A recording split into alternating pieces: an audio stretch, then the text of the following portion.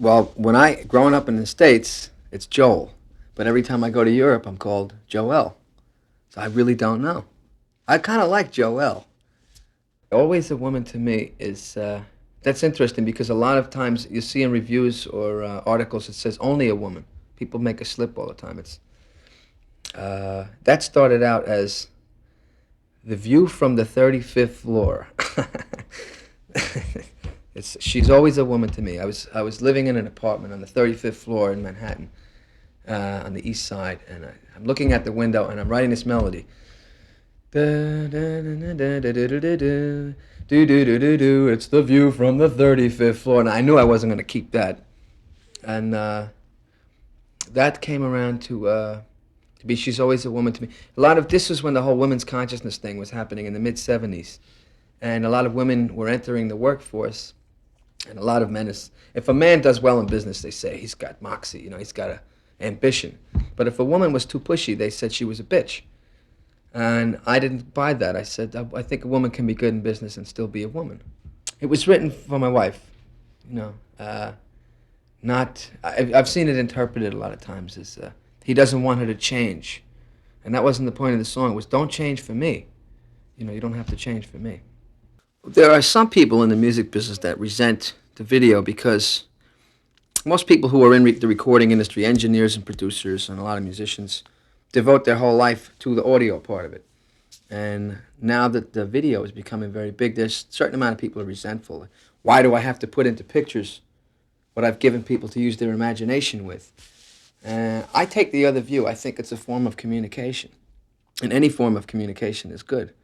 And it's another art form. Pressure. Yeah, Pressure. I think that was written halfway through the Nylon Curtain. I kind of run out of ideas, and I was sitting here at this table, and what am I going to write about? What am I going to say? What am I going to write? And the woman who is my secretary was in the house, and she's looking at me, and she says, well, you really look like you're under a lot of pressure. Why don't you write about that? So I went, thank you. That's a good idea. That's where the song came from.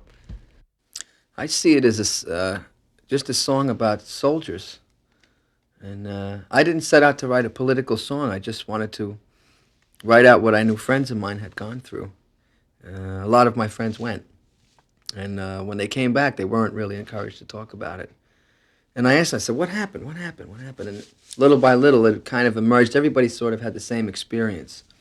They felt abandoned to an extent.